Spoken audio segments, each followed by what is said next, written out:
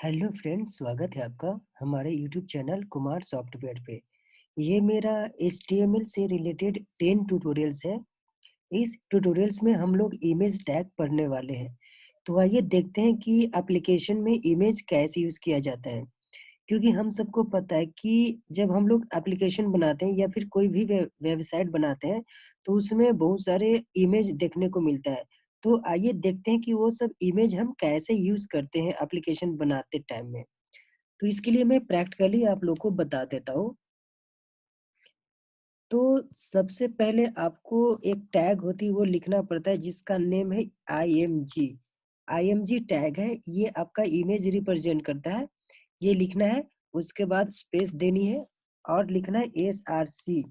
SRC का मतलब होता है सोर्स और यहाँ पर इक्वल देकर ये जो स्ट्रिंग का पार्ट है इसके अंदर में आपका जिस फ़ोल्डर में आपका इमेज है, आपके सिस्टम पे जिस फ़ोल्डर में आपका इमेज है, उसका पूरा पाथ देना पड़ता है। तो आप क्या करोगे, तो मैंने यहाँ पर अपना पाथ दे दिया, ठीक है? ये मेरा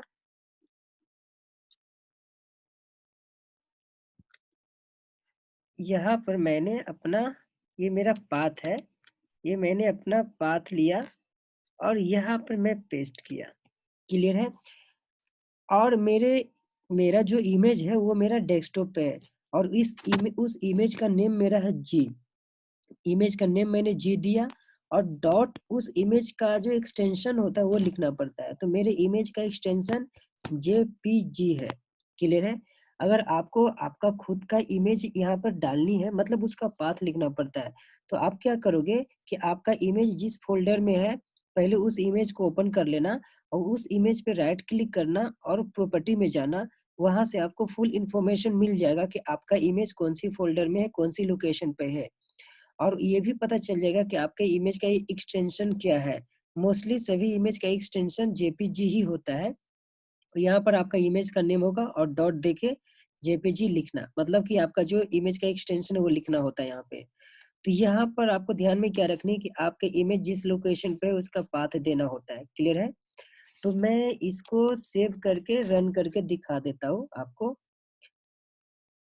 इसको मैंने रन किया और ये मेरा इमेज आ चुका है। ये मेरा खुद का इमेज है। एक और मैं मेरा खुद का इमेज जो मैंने डेस्कटॉप पे रखा है उसको भी मैं आपको दिखाता हूँ कि कैसे यूज़ करते हैं और एक से ज़्यादा आप इमेज यूज़ कर सकते हो।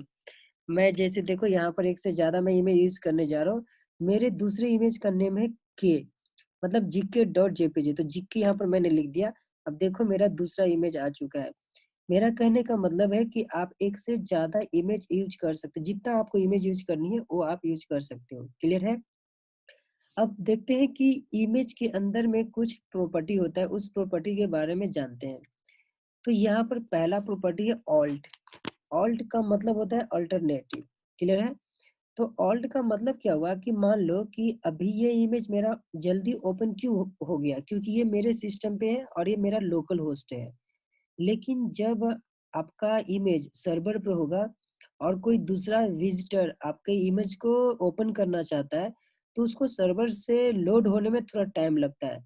तो जब तक आपका इमेज ओपन नहीं होता है, तब तक ऑल्ट के अंदर में आप जो लिखोगे वो दिखता है उसको। जैसे मान लो कि यहाँ पर मैंने लिखा गोविंद कुमार इमेज।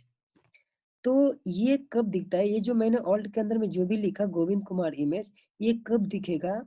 जब आप जब कोई यूज़र आपका इमेज सर्वर से ओपन करना चाहता है, तो वहाँ पर थोड़ा टाइम लगता है क्योंकि वहाँ पर उसका परफॉर्मेंस स्लो हो जाता है क्योंकि वो सर्वर पे है। क्लियर है?